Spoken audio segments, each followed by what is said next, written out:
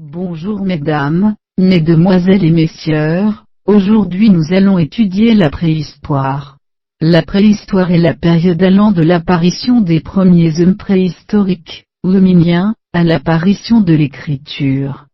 Ses débuts sont situés il y a environ 3 ou 5 millions d'années, selon que l'on considère que l'homme est représenté par le seul genre Homo, ou également par celui des Australopithèques, l'un des plus anciens. 1. La préhistoire en tant que période. 1.1. Chronologie de la préhistoire. Elle cesse d'exister dès qu'apparaît l'écriture pour laisser place à l'histoire. Comme l'écriture n'est pas apparue au même moment selon les endroits, il n'y a pas de date précise de la fin de la préhistoire. En fait, cette date dépend des groupes humains et des régions du monde. Il est parfois possible qu'un peuple ne connaisse pas l'écriture, mais qu'un autre, sachant écrire, écrive des choses sur ce peuple.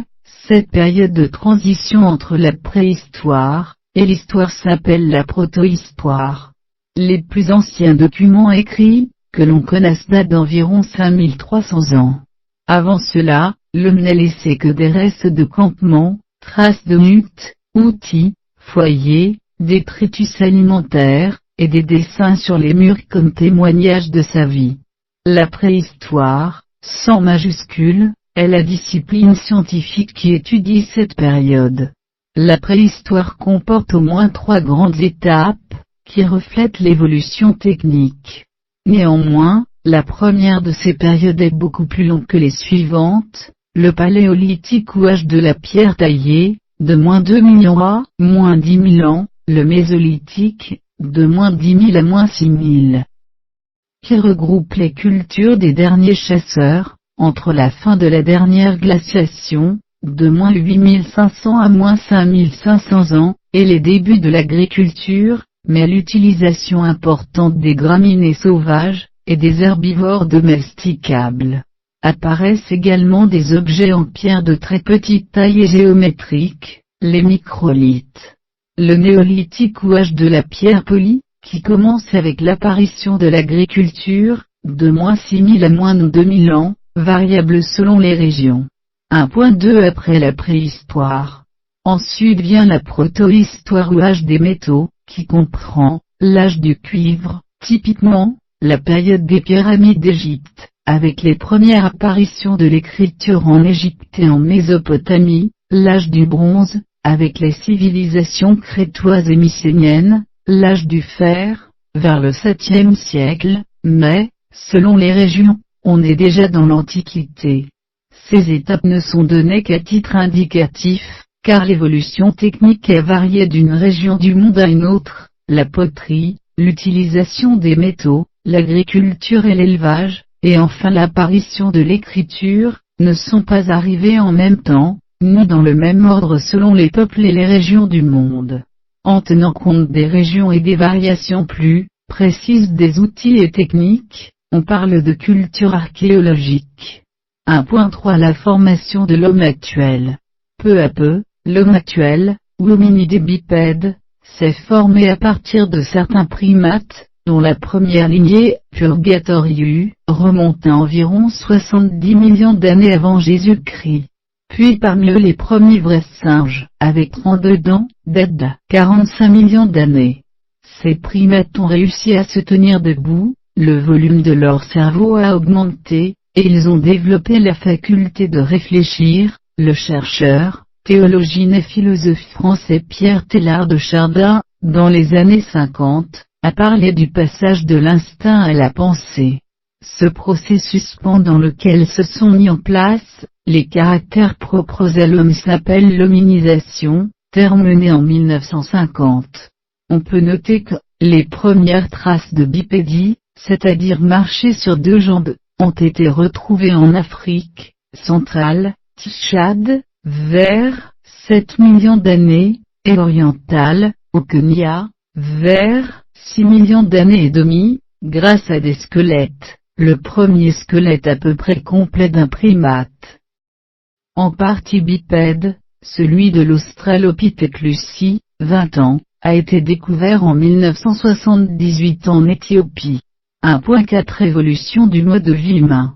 Pour en savoir plus, lire les articles Habitat préhistorique et culture archéologique. 1.4.1 Le Paléolithique.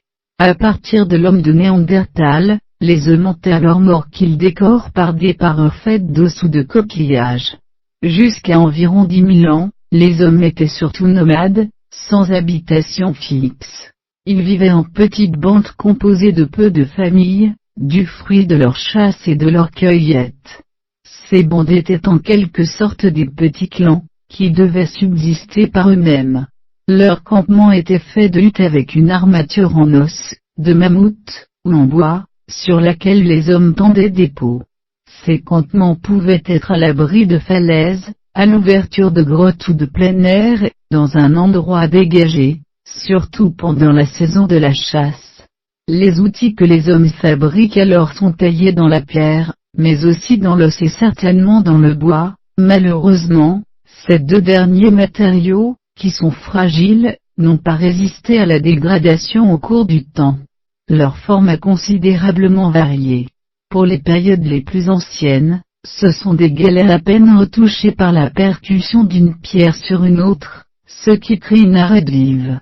Pour les périodes les plus récentes, ce sont des lames minces et longues en forme de feuilles de laurier.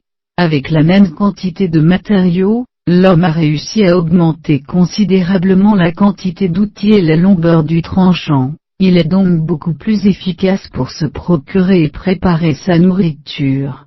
Dans la dernière période du Paléolithique, l'homme de Cro-Magnon décore les parois des grottes de dessins gravés ou peints, qui représentent souvent des animaux. 1.4.2 Le Néolithique et les premiers paysans. Pendant la période suivante, plusieurs évolutions vont se répandre dans les populations humaines. La première, qui donne son nom à la période, consiste au polissage des pierres, qui auparavant étaient seulement taillées. C'est pourquoi on appelle parfois cet épocage de la pierre polie, mais le nom général est néolithique, qui signifie nouvelle pierre en grec ancien. L'autre grand changement consiste en une modification du mode de vie grâce à la domestication de certaines espèces animales, vaches, moutons, chèvres, porcs, chiens, et à la pratique de l'agriculture. Ces deux avancées accompagnent l'établissement de villages, c'est-à-dire la sédentarisation et la fin du nomadisme. Le fait de construire des villages s'accompagne de la fabrication d'outils spécifiques pour de nouvelles activités, le tissage et la poterie, qui permettent, l'un d'utiliser les fibres produites, la laine, ou le chanvre par exemple, l'autre de stocker les boissons et la nourriture.